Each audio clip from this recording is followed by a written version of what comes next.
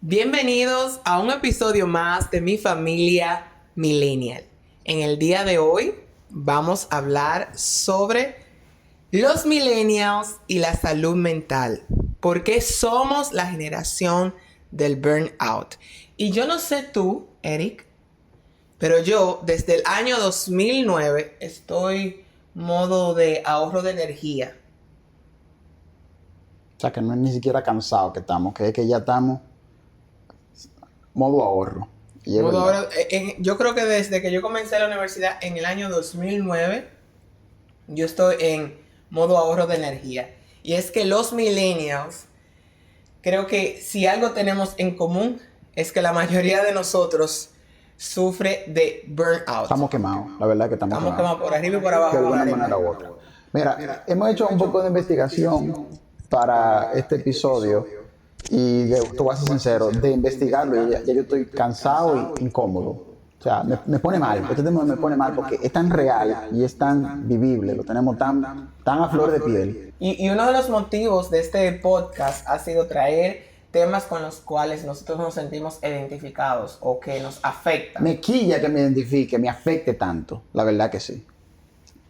¿Cómo lo empezamos esto? Porque yo quiero acabar. El tema de los millennials y la salud mental es un tema muy complejo. Hay factores económicos, factores culturales, factores del medio en el cual nos ha tocado hacer vida, que han influido a que seamos la generación con el mayor nivel de crisis de salud mental, que ha llevado a que la mayoría de nuestra generación se considere como que está quemada, que tiene un burnout. Mira, al principio yo pensaba que en nuestra generación en adelante los temas de salud mental eran por motivo de diagnóstico. Es decir, que a esta generación se le diagnosticaba más que a generaciones anteriores. La generación de nuestros no padres. es que nuestros padres no lo padecieran, sino que a nosotros se nos diagnosticó. Porque puede ser que nuestros padres hayan tenido procesos de burnout, hayan estado quemados, pero simplemente ellos con el romo lo manejaban.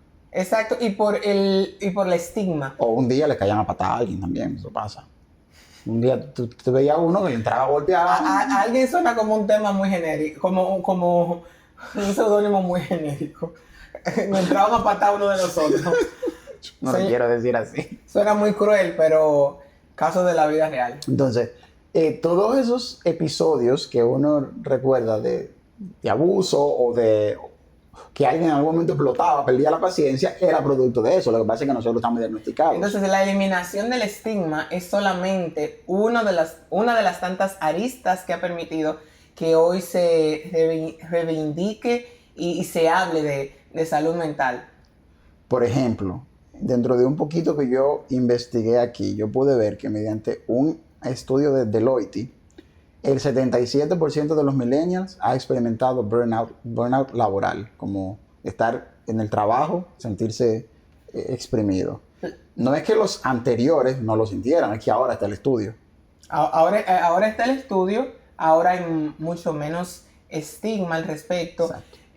Creo que por el acceso a herramientas como terapias psicológicas, terapias de conducta, el que ya no está mal visto que usted vaya a terapia, que usted busque ayuda psicológica, creo que somos capaces de reconocerlo, porque por lo menos yo, por mucho tiempo tal vez, hubo cosas que antes de ir a terapia yo no podía identificar por sí solas, pero una vez comencé a ir a terapia, comienzo a ver cosas que antes yo no veía, que yo las veía como normal, como parte de, y que cuando lo expresaba también, era juzgada por expresarme de ciertas o determinadas maneras. No me acuerdo de los ojos así, que yo sé que está hablando de mí. No, mira, también pasa, aparte del diagnóstico que es real, porque ya no tenemos el estigma de ir a ser tratados, y eso está bien, pero aparte de eso, también hay realidades socioeconómicas y culturales que nos afectan, que nos hacen jugar con la cancha inclinada en nuestra contra. Que no es tan simple como decir, no, eso es simplemente porque ahora está de moda lo de la salud mental. No es porque simplemente no existían los estudios del lugar. Estamos hablando de que somos una generación, yo diría la generación sufrida. A nosotros nos ha tocado todo, o sea, de toda índole. Mira, o sea, lo primero es que nosotros, cuando estábamos en básica, en la escuela primaria, pasaron los ataques del 11 de septiembre del 2001. La mayoría de nosotros, siendo niños todavía, tuvimos que ver las Torres Gemelas caer, literalmente. El mundo cambió. Comenzó a cambiar, se abrió la puerta a un mundo totalmente diferente. Sí, en términos de seguridad, geopolítica. Cosas que nuestros padres crecieron teniendo por sentado, nosotros ya no teníamos por sentado, como la seguridad, por ejemplo. Luego nos pasamos todo el bachillerato, prácticamente, los primeros años de coming to age, de desarrollo, entre la guerra de Irak, la guerra contra el terrorismo, la invasión, todo el caso de Afganistán. En España pasó lo del 11 de marzo, en el 2005. Era como ese ambiente tenso constantemente. A nosotros nos tocó crecer con esa tensión. Ya no estamos en un lugar seguro. Ya estamos en un lugar que está expuesto a riesgos. El país más seguro del mundo, la potencia más grande del mundo, Estados Unidos, acaba de sufrir un atentado. De que nuestros padres vivieron eso mismo durante la Guerra Fría, la Guerra Fría se mantuvo en amenazas. No hubo un momento de verdadera acción como lo que nos tocó ver a nosotros. Era indiferente para nosotros, si bien tal vez en términos de comercio internacional pudo habernos afectado de algún modo, era algo como lejano, eso es para allá, lejísimo. Pero Estados Unidos, por tal vez la relación que tenemos desde siempre con los Estados Unidos, lo sentíamos algo como que fue en el patio del lado. Entonces, ya nosotros crecimos enfrente de una pantalla. Y nosotros éramos muy conscientes y estábamos ahí siempre atestiguando todo lo que pasaba y todo lo que se daba.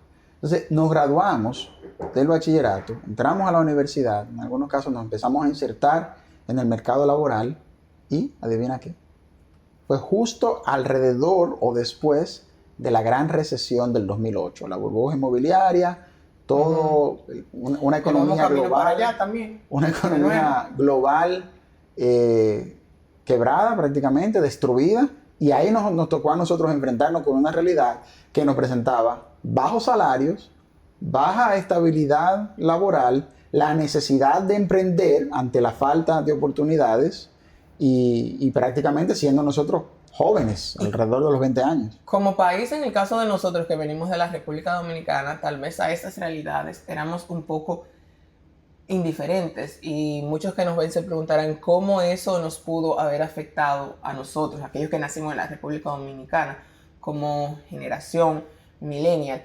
Y es que con la apertura del internet y la globalización, antes en todos los discursos de Leonel y aquellos que participamos en el concurso de la Organización de las Naciones Unidas, el término globalización estaba en todos nuestros discursos. Ahora que tú dices eso, yo me tengo el 77% de la generación millennial. Exacto, entonces la globalización viene a acercar a aquellos que considerábamos lejanos. Entonces ya la realidad de los Estados Unidos en el año 2008, toda esa crisis que se generó, ya no era un tema solamente de los Estados Unidos, sino que Estados Unidos, siendo el principal socio comercial de la República Dominicana y de la mayoría de los países de América Latina, en el cual todo el mundo quiere o quería, todavía es una realidad, pero en ese entonces era mucho más fuerte, quería estar vinculado a los Estados Unidos, ya sea de una forma u otra. Nos afectó esa crisis del año 2008. Lo sufrimos mucho, y eso dejó sus huellas, dejó sus secuelas para lo que eventualmente después fue. Y en el caso particular que tal vez no va a salir de tal forma en la investigación, porque es algo como muy particular de los dominicanos, aquellos que crecimos durante la crisis del gobierno de Hipólito Mejía, también eso se puede añadir a las peripecias que nosotros pasamos como generación. Quedamos definitivamente traumados. Sí. Tenemos cicatrices que todavía no han sanado del gobierno de Hipólito. Sí, toda la sarna y todas las ñañaras que nos dio. No había gas, no había gasolina, no había luz. No había agua. Dios mío. Eso fue un tema. Entonces, luego de más o menos pasar esa turbulencia de lo que fue el 2008, llega 2010, 2011, 12 y empieza esta hiperconectividad en la que vivimos actualmente. En donde ya no somos indiferentes, porque cuando usted es isleño, A veces pensamos que el mundo es solamente Nuestra isla. los arrecifes que bordean nuestra isla. Sin embargo, hay una realidad fuera de nuestra isla que la conectividad hace que ya nosotros no lo veamos como tan, uy, qué lejos es. Aquí hay un dato. En promedio, nosotros revisamos el celular, en promedio, 96 veces al día. O sea, Entonces, en promedio. agarramos el celular para mirar algo en el celular, por lo menos en promedio, 96 veces al día. No estamos desconectados ni durmiendo. Yo duermo con una aplicación de ruido blanco. O sea, en todo momento, nosotros estamos haciendo uso de esa hiperconectividad. Nuestro cerebro siempre está estimulado. Todo el Con un tiempo. agente externo. Todo el tiempo. Entonces, el estar consciente y pendiente en todo momento de todo lo que está pasando nos mantiene así, conectados, wired, así todo el tiempo. Y nos hacen sentir que necesitamos estar conectados. Sí, porque entonces está esta cultura que nos atañe, que está presente en nosotros, que es el hustle, el joseo siempre, el tener que buscársela. O sea, nosotros o queremos ser lo más productivos en nuestro trabajo, estamos siempre disponibles. Y en la vida también, productivo en la vida. En la vida, en general. Y hacen sentir a uno mal porque se crean unas expectativas, las expectativas que te crean las redes sociales, de que tú puedes estar 100% de tu trabajo, 100% en tu casa, mental y físicamente presente. Y eso es una mentira. Si usted alguna vez se ha sentido frustrado y se siente que usted no está haciendo lo suficiente, le quiero decir en el día de hoy que usted no está solo y que usted es un ser humano que se cansa, que necesita descansar y usted no va a poder estar el 100% en su trabajo, dándolo todo el 100% y el 100% en su casa. Entonces tenemos que elegir un middle ground, un punto medio. Entonces, esa expectativa de estar disponible 24/7, de estar ahí, de tener que estar disponible al alcance de una llamada, también no solamente que nos agota, sino que nos aleja. O sea, nos pone en una posición de querernos aislar eventualmente. Decir, loco, yo no quiero más, ya, déjeme tranquilo. Sí, llega un momento entonces que tú estás, y tal vez para aquellos que no se sienten familiarizados con el término burnout, llega un momento en el cual tú estás tan agotado, tú le has exigido tanto a tu cuerpo y a tu mente, que tu cuerpo ya y tu mente no quieren hacer nada, se quedan en un espacio me tienen que mover de aquí remolcado. No, Entonces de ahí se desencadenan otros problemas de salud mental que pueden haber estado durmiendo, pero que el burnout puede Yo me acuerdo desencadenar. haber visto a mi hermano una vez tirado en un mueble, así como él te tiraba así. Le están diciendo como que si le puede ayudar con algo, que si puede hacer una cosa, que si no sé qué. Le salió del alma, él estaba así, tenía que pararme de este mueble con un camión. Lo que no daba mal, pobre. Entonces pasa eso con aquellos que dicen, no, porque yo puedo más. Y si uno cree que uno puede, o que uno puede más, o que uno tiene la posibilidad, espera tener hijos. Espera tener Eso lo muchachos. cambia todo también. Porque ahí, mi loco, no hay alternativa, no hay opción. Soy honesta, este es un tema con el cual yo me siento sumamente identificada, no solamente porque es un tema que se habla en las redes sociales, pero yo me siento muy identificada con este Porque tema. lo has vivido, lo has sufrido. O sea, Porque lo he todos vivido. estos ejemplos te tocan. Exacto. La incertidumbre que le ha tocado vivir a nuestra generación en términos económicos, pero entonces para no desbordarme, hablando de lo que tú acabas de decir, cuando usted tiene hijos, entonces imagínese todas estas variables sumadas a la responsabilidad de tener unos hijos.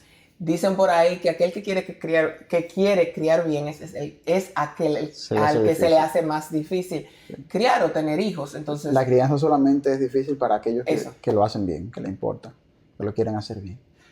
Pasando a nuestro análisis cronológico de lo que fue después esta hiperconectividad que viene de mano de las redes sociales, la disponibilidad de tener información, llega entonces ese periodo que vivimos en el 2016, la polarización que vivió el mundo, en el cual todos nos paramos o de un lado o del otro, y que o estábamos a favor o en contra de algo, lo que fuera, y se nos dio como un manual de decir, mira, si tú estás de este lado, tú La apoyas gran todo división esto. entre liberales y Ni siquiera, conservadores. ni siquiera. Si tú estás de este lado, tú apoyas esto. Si tú estás del otro lado, esto es lo que tú apoyas. Y tú simplemente tienes que enfrentarte al otro. Claro, pero lo que se vendió en las noticias amarillistas. Yo me quiero mantener al margen de eso. Yo simplemente quiero deslizar. Sí, yo no quiero entrar en discusión. Lo que quiero decir es que la forma en que se vendió fue entre que tú pertenecías a una fuerza facción, de choque. Una fuerza de choque en contra de otra fuerza de choque.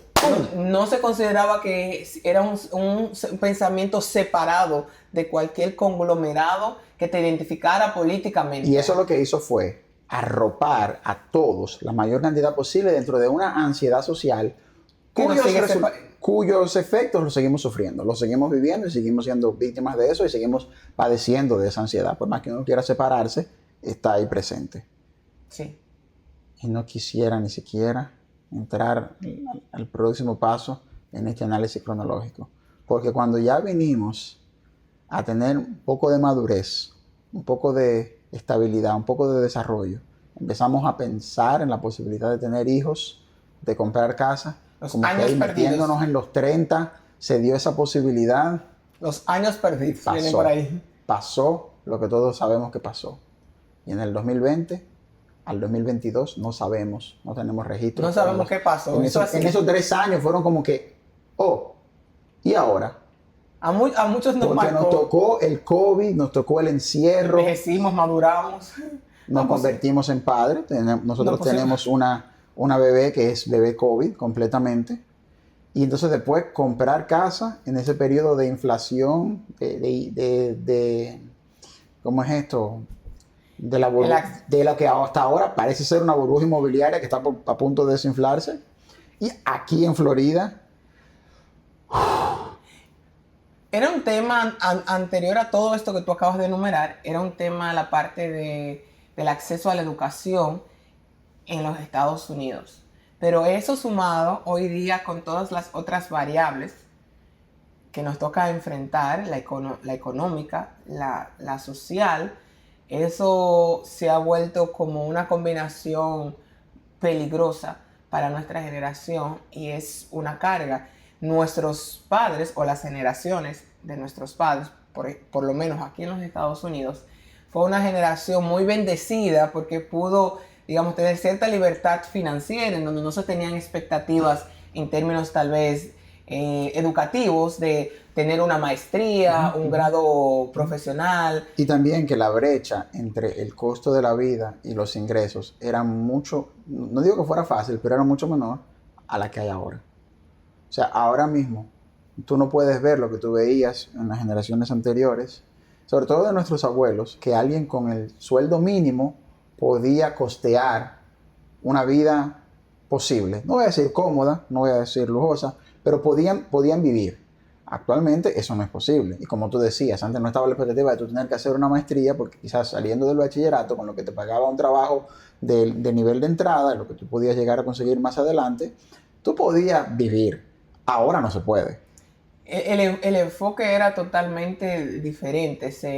El enfoque económico de la economía americana y de muchas de las economías que le seguían a esta era la economía de la manufactura, en donde no se requería una preparación superior a la técnica. Entonces ahora nosotros tenemos que vivir en la comparación de lo que eran los resultados y las posibilidades que ellos tenían. Porque quizás ellos tenían que trabajar, yo no digo que no lo hicieran, pero no al nivel de expectativas y de burnout que nosotros tenemos ahora. Uh-huh. Y ellos tenían la posibilidad de adquirir cosas y tener un estilo de vida debido al hecho de que tal vez la inflación no los había afectado uh-huh. tanto, muy diferente a la de nosotros. O sea, cuando te decían que un boomer o un generación X ya a los 25 años tenía casa, carro y 2 hijos, nosotros a los 25 años todavía estamos viviendo con nuestros padres. Es así. Es así, y también las expectativas sociales que trajo las redes. El estar tan conectados, porque anteriormente sí tenían carro, tenían vehículos, pero ¿de qué año podían ellos mantener un vehículo? Se pasaban 20, 30 uh-huh. años con el mismo carro. Uh-huh. Entonces eso les permitía a ellos tener una mayor estabilidad, no estaba el fronteo, como uno dice, o la expectativa de que todos los años tú tienes que ir a cambiar tu carro, Claro. o cada 2 años tienes que ir a cambiar tu carro, o tener un carro del año, o tener la casa más lujosa. Tenían casa, pero probablemente no era la casa más lujosa. Y no importaba. Y nosotros No importaba. como millennials vivimos con la presión, bajo la sombra de compararnos con eso que tuvieron nuestros padres y con nuestros también otros millennials, porque ahora tú puedes ver por las redes sociales, tú puedes ver en LinkedIn que uno tiene un trabajo despampanante, tú puedes ver en Instagram lo que pueden hacer los demás, tú puedes ver en TikTok hacia dónde fue el viaje de tu compañero de clase eventualmente.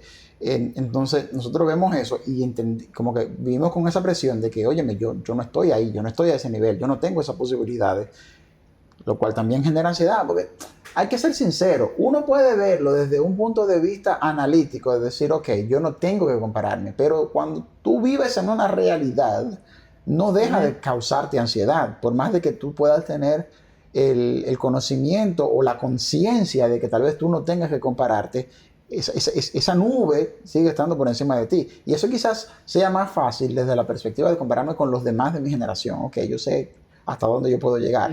Pero cuando tú lo ves con las generaciones anteriores, es pesado. Porque quienes en ese momento no tenían la realidad de nosotros de ahora, de que todo ha subido, menos los salarios. O sea, todo está más caro, pero nosotros seguimos ganando poco.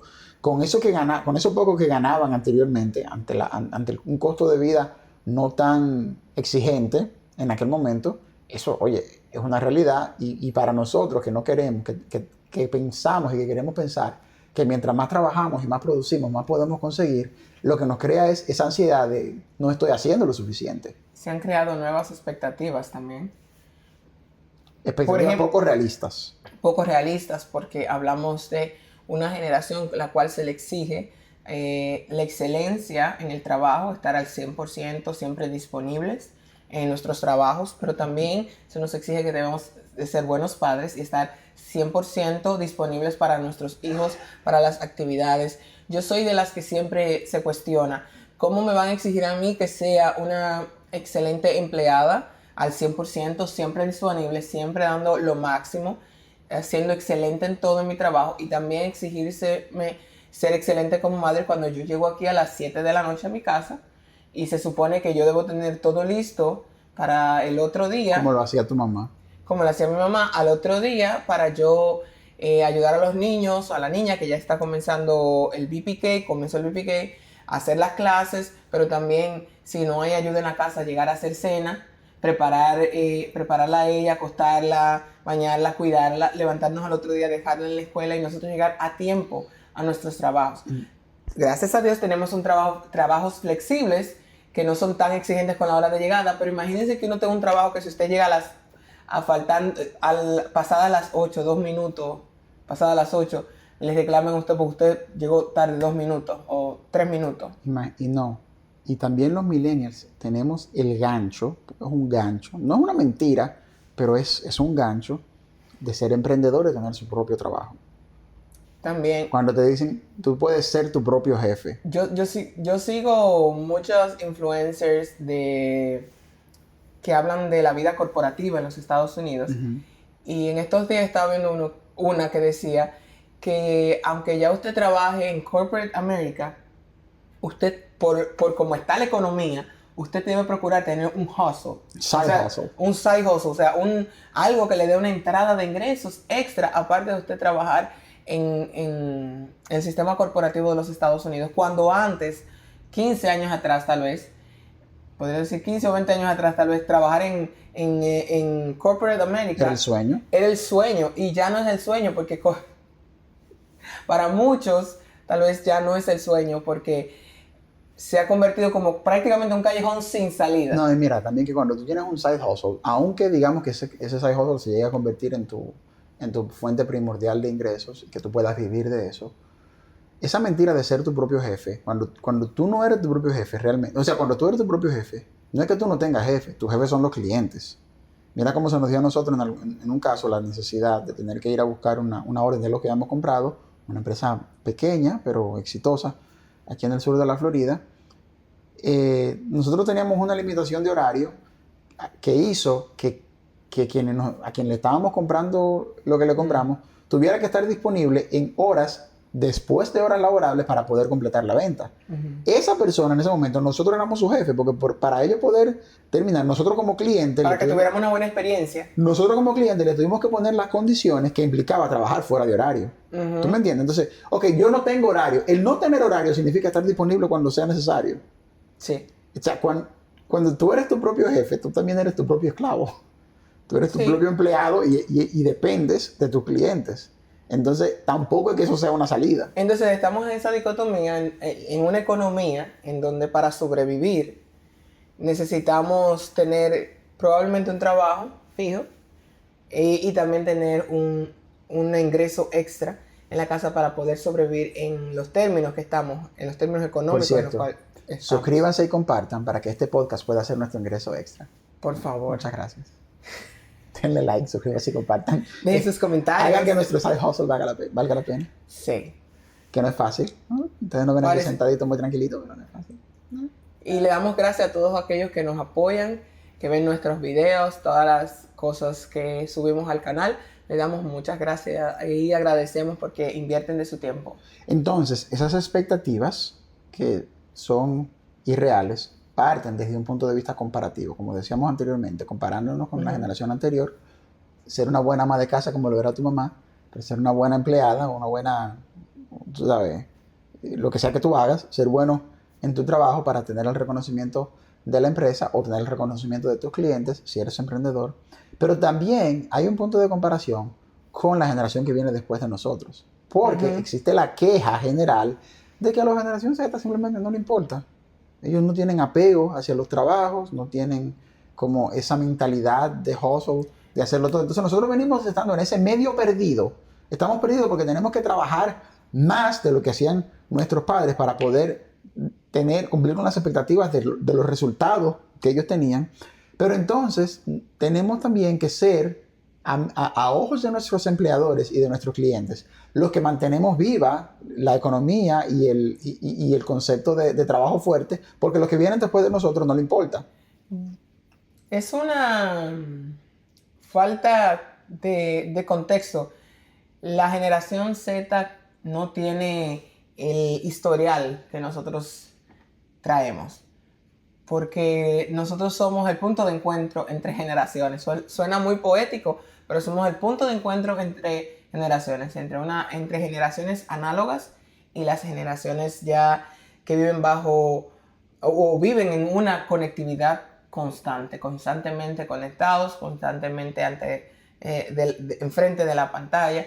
Entonces nosotros somos como la generación que conecta, la generación que no tuvo internet, que no tuvo acceso a redes sociales, a la comodidad que brinda el internet, y pasamos, entonces se pierde ahí, nos perdemos y llega la generación Z y pasa que nos identifican a todos como la misma generación, o sea, sí, tal vez la generación de nuestros padres va a decir, no, porque ahora los millennials. Y ya después de nosotros ya han pasado como 2 generaciones. A veces yo iba a hablar de, no, estos millennials. Y dicen, no, pero este carajito del que tú estás hablando no es millennial. ya eso es otra gente, ya es otra cosa.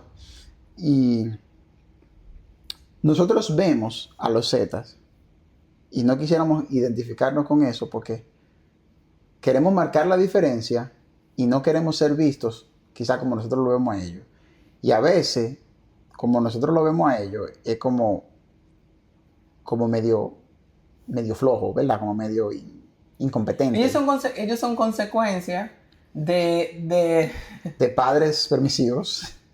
O sea, para ellos es como, no nos importa, o sea, mientras que nuestros padres y abuelos, como te decía, a los 25 tenían casa, carro y 2 muchachos, nosotros a los 25 estamos viviendo con nuestros padres.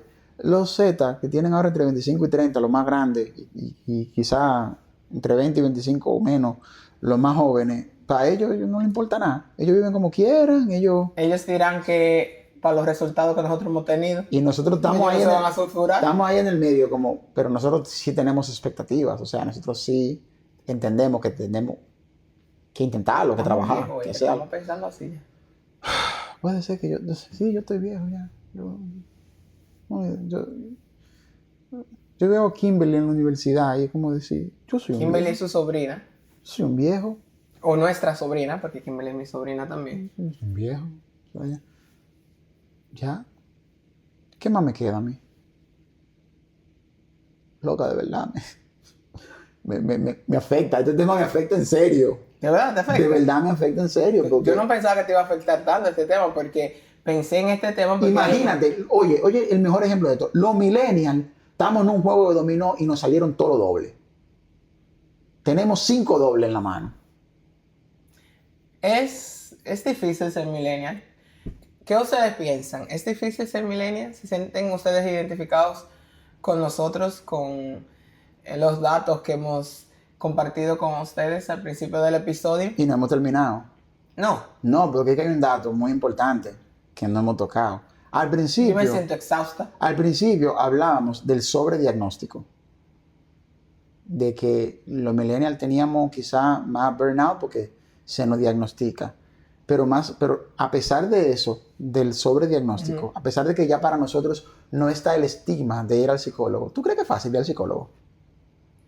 No, yo no creo que sea fácil. ¿Tú crees que realmente, y eso afecta a todo el mundo, pero nosotros... Y no todo el mundo tiene tampoco acceso a ir al psicólogo. Como nosotros tenemos conciencia de la necesidad, quizás, de terapia, no tenemos el estigma y queremos acceder a esas herramientas, aquí hay un dato que dice que solamente el 31,32% de los trabajadores tienen acceso a ayuda psicológica de parte de la empresa.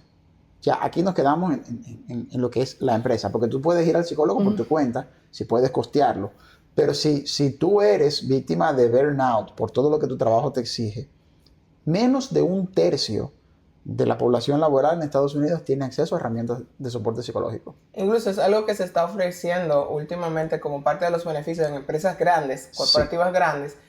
Ahora se ha comenzado a añadir... Hay programas de asistencia laboral que incluyen sesiones de terapia o que incluyen... o créditos o una especie como de tener un descuento. También como parte del seguro, hay muchas empresas que dentro del seguro también incluyen la salud mental dentro de los beneficios, que eso es algo relativamente nuevo.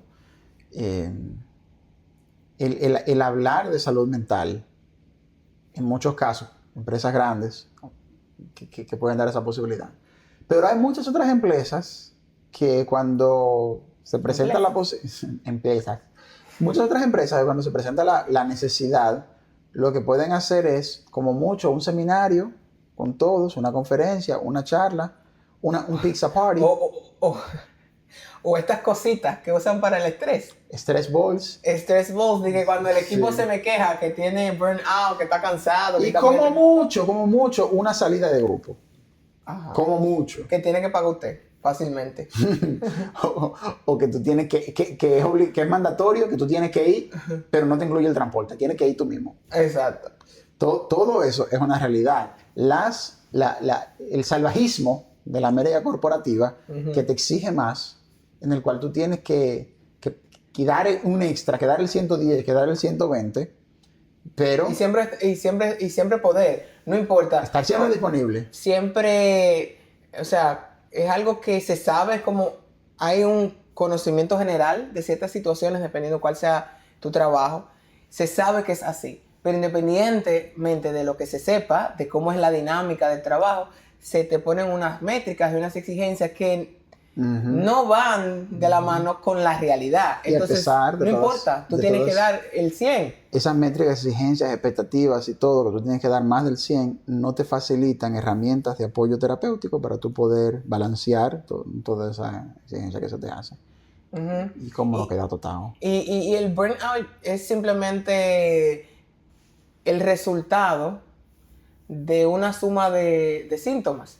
O sea, digamos que todos los datos que hemos expuesto simplemente forman parte de una fórmula que tal vez puede cambiar de persona a persona, porque no todo el mundo tiene las mismas prioridades ni necesidades. Pero el burnout es el resultado de la sumatoria de muchas de estas cosas. Muchos de nosotros tal vez que tienen que trabajar jornadas largas, que tiene una distancia larga para llegar a su trabajo. La mayoría de nosotros en Estados Unidos tiene que tomar mucho tiempo para llegar a sus áreas de trabajo. Muchacho. Y eso no, y más después de la crisis inmobiliaria que estamos viviendo, de la que hablábamos anteriormente, Sí. que ya las ciudades donde suelen estar las oficinas no son costeables para los empleados. Uno no puede comprar una casa cerca donde uno trabaja, lamentablemente. Los 2 años que nosotros vivimos cerca de nuestro trabajo fueron probablemente los 2 mejores años de nuestra vida, pero luego Sí. cuando tuvimos que comprar casa posteriormente, nos tuvimos que mudar a un sitio donde estábamos más de 1 hora de los trabajos. Exacto. Entonces es Y complicado. técnicamente estamos dentro de la misma ciudad, técnicamente. Técnicamente. Técnicamente dentro de la misma ciudad, pero por el tráfico nos toma mucho tiempo llegar a nuestros trabajos. Ya eso se comienza a sumar, más las responsabilidades de ser un adulto, de responder por otras personas, en el caso de aquellos que son padres, de situaciones de la vida, del día a día, que nos afectan. Y el factor, mi amor, que El eso tener también- que trabajar aún tú estés enfermo, porque puede ser que tú no tengas más PTO, porque no te vas a dar el privilegio de faltar al trabajo. Y mira, nosotros nos quejamos de eso aquí, en nuestro contexto en Estados Unidos. Imagínate lo que ves en República Dominicana. Imagínate lo que debe ser en Paraguay o en Ecuador, por poner un Todavía contexto mucho más difícil. parecido. Tal vez la diferencia es, y lo escuchaba esta semana, es, como dicen ahora, la tribu, tu red de apoyo. Ujú. Porque aquí en Estados Unidos, aparte de todas estas cosas que hemos mencionado, la mayoría de familias jóvenes no tienen una red de apoyo, aunque la familia viva en la misma ciudad. Entonces, imagínate tú tener que surfear todas estas situaciones sin tener a alguien cerca con quien compartir tus penas, Y también- desgracias y desdichas. También algo que lo puede balancear en países menos desarrollados, a pesar de que las compañías puedan ser más explotadoras Ujú. y puedan tener menos consideraciones, es el hecho de que ya se vive más despacio. Sí. Allá no está esta constante prisa, este apuro, que tengo que llegar, que tengo que cumplir. Sí, quizás en el trabajo, pero fuera de ahí no vivimos con esa presión. Yo realmente, honestamente, quisiera vivir mi vida sin reloj. Tomarme un tiempo Sí. de vivir sin reloj. Se exige, pero se exige menos perfección, tal vez. Yo diría que menos perfección. ¿Tú También sabes? las distancias son más cortas, generalmente. Ujú.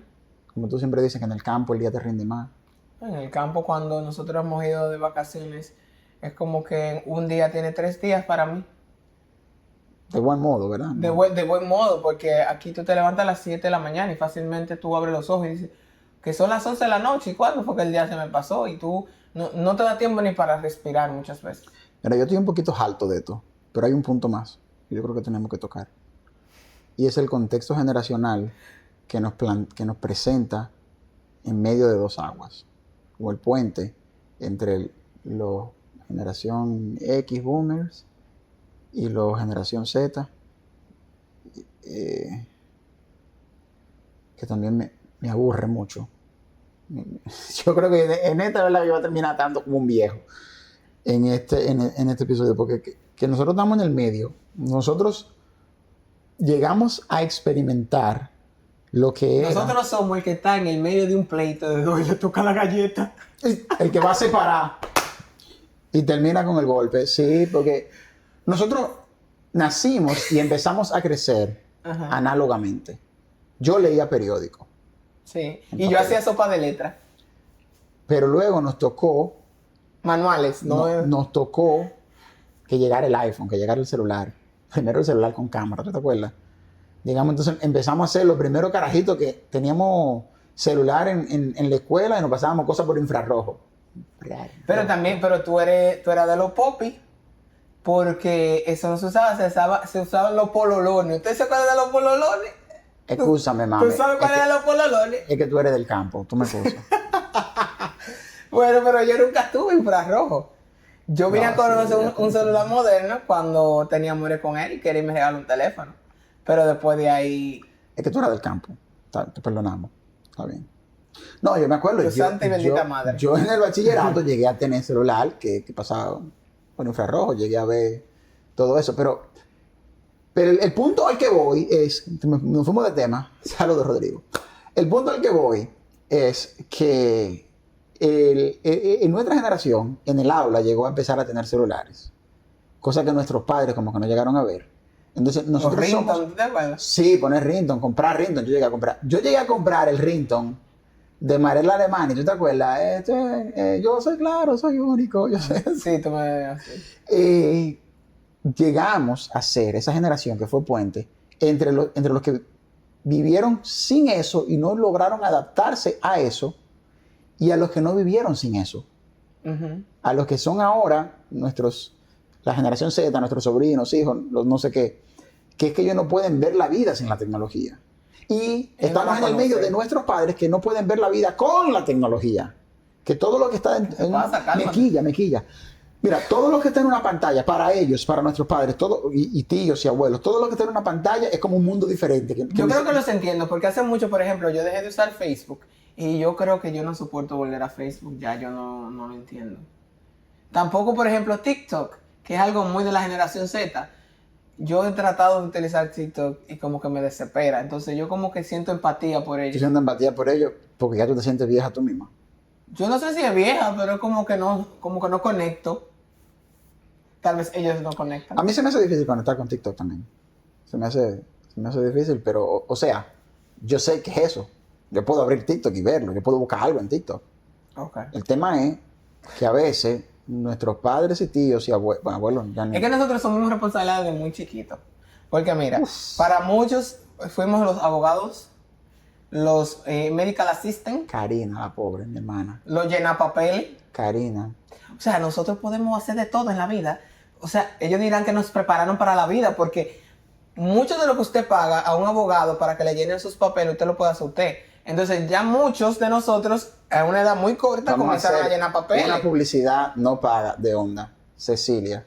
Ajá. Lo que Cecilia hace de Sí. su negocio, CV Consulting, vayan por favor, CV Consulting. Sí. Lo que Cecilia hace son cosas que uno aprendió. Free promo, esto es free promo. Sí, free promo porque queremos, Cecilia, te queremos.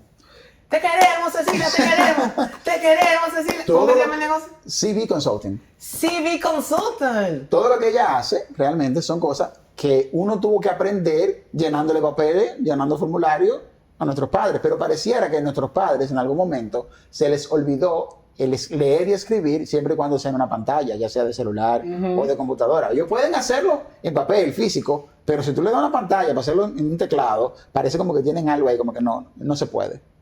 Pero no te creas Tienen un bloqueo. que hasta un poco hasta en papel. Ellos se sienten un poco como intimidados, ellos entienden que somos más inteligentes, que vamos a entender algo diferente Entonces, a lo que yo yo entiendo. decía, por ejemplo, Karina, Entiendan. todo el que ha visto la película Spanglish, Ujú. de Adam Sandler y Paz Vega, que la niña le tenía que traducir a la mamá, esa era Karina, con mami. O sea, mi hermana con mi mamá, ella tenía que hacerle prácticamente, hacerse pasar por ella en el teléfono, donde quiera que iba, Responsabilidades. donde quiera que iba. Karina, a ti la vida te entrenó Sí. para grandes cosas. Le hablaban en inglés y estaba ella así, ¿qué es lo que me está diciendo? ¿Qué es lo que dice? ¿Qué es lo que dice? Y no le daba ni tiempo. Analizar. Sí, ¿no?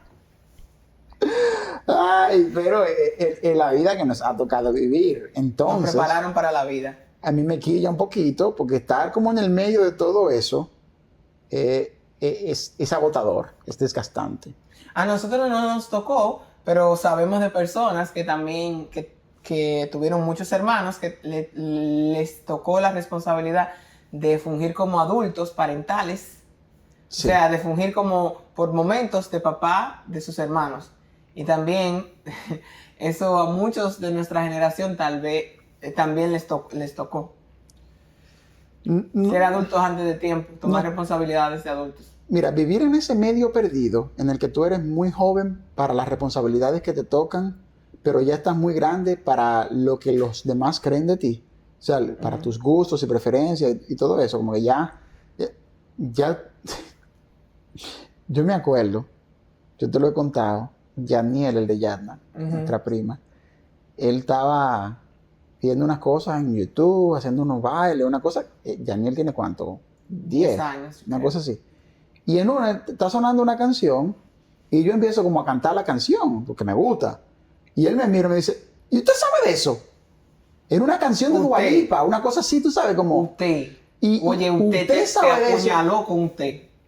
Entonces, yo no soy lo suficientemente joven como para conectar, aparentemente, según él lo entiende, para conectar con ¿Y eso. usted sabe de eso? ¿Y usted sabe eso? Te voy a decir, ¿usted sabe de eso? O sea, estamos como perdidos en el medio.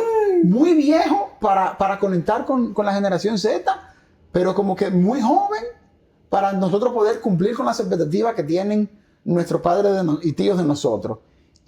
O sea, eso también le suma la ansiedad. Ya fuera del burnout, es como decir, no encajo en ningún lado. Porque nos adaptamos a todo, pero como que quedamos fuera en todo también. El burnout viene siendo también consecuencia de la ansiedad. Y la ansiedad no es nada más que... Yo quisiera poderme ver la cara en este momento, porque como el pique que me genera eso.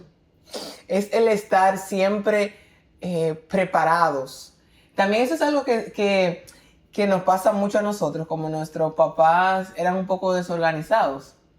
Nosotros, por lo menos a Eric y a mí nos pasa, que queremos estar arriba de todo, tener todo en orden, sí, a mí me han saber ser precavidos, hacer la pregunta, saber lo que nos van a preguntar y tener la respuesta. Entonces eso va creando en nosotros una especie de ansiedad, de sentir que tenemos que estar preparados antes de que las cosas sucedan. Y eso es bueno hasta cierto punto, pero cuando eso se convierte en patrón de vida, eso va sumando hasta que tu cuerpo ¡pah! A mí me dijo mi psicóloga que me lo dijo no como por mal, pero me diagnosticó que yo quiero tener control de todo siempre. Eso también es parte de que nuestra generación quiere tener control de todo. Nuestros padres no tenían esa presión. No queremos dejar nada al azar. Vamos a ver lo que Dios quiera, decían los papás de nosotros. O sea, tú ves que ahora en uno de los capítulos anteriores hablábamos de cómo existen fondos de educación, por ejemplo, para cuando tus hijos vayan a la universidad. Ya. Nuestros hijos tienen 4 y 2 años. Y ya nosotros estamos pensando en sacarle un fondo para cuando ellos vayan a la universidad. Ya tienen. Entonces, pero nuestros padres no pensaron en eso.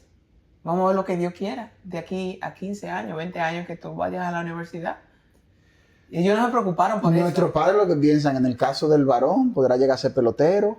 En el caso de la hembra, bailará en el tubo. Que se te rompe una pierna. Yo no tengo un fondo para eso. Vamos pararnos allí en la esquina con una soga si es necesario. ¿Tú sabes lo que nos hizo mucho daño? El refrán de que los hijos nacen con su pan debajo del brazo.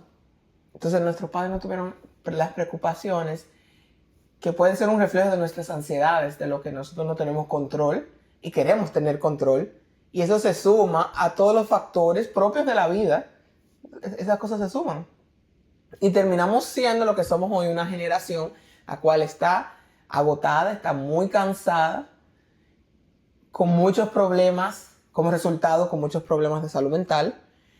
Diagnosticados. Y cuando están diagnosticados no tienen el tratamiento correcto, porque no lo podemos costear. Muchos no pueden ir a terapia, no pueden tener acceso a psicólogos o terapia de conducta. A ese punto. Por eso muchos llegan a ser alcohólicos, perdón. Loca, eso iba yo a decir, que en ese punto hay mucha gente que la única respuesta para eso es cómo deja uno el romo. Esa es la salida. Y sí. Con conductas desordenadas. Eso no lo llegué a investigar, no puedo hablar de porcentaje de alcoholismo ni nada de eso, pero sabemos que es una realidad. Y hay muchos alcohólicos funcionales. No, y también gente que se alberga en sustancias para poder lidiar con todo el estrés y la presión que tiene. Uno lo que tiene escrito, no Amén. Necesita nada más. Amén. Bueno, yo estoy harto ya, vámonos. Ya, descansate. Sí, ya, llegamos a donde íbamos. Lo sentimos por el cierre. Suscríbanse, al favor, suscríbanse, denle like, campanita, lo que ustedes quieran. Ayúdenlo ahí, que no le cuesta nada, por favor. Sugieran temas para el podcast. Sugieran temas. Gracias. Gracias por soportarnos, si llegaron hasta este punto. Soportarme a mí sobre todo, que estoy muy aborrecido por todo esto. Por ser millennial. ¿Qué me manda a ser millennial? ¿Qué me mandan haciendo el 89? El viejito. No puedo yo nací en el 49. Y no tener que... Y no tener que sufrir. De no tener casa, no tener ahorros. No tener podcast para hablar de la guerra de Vietnam, que eso fue lo que sufrieron ellos. Nos vemos. Bye. Hasta la próxima.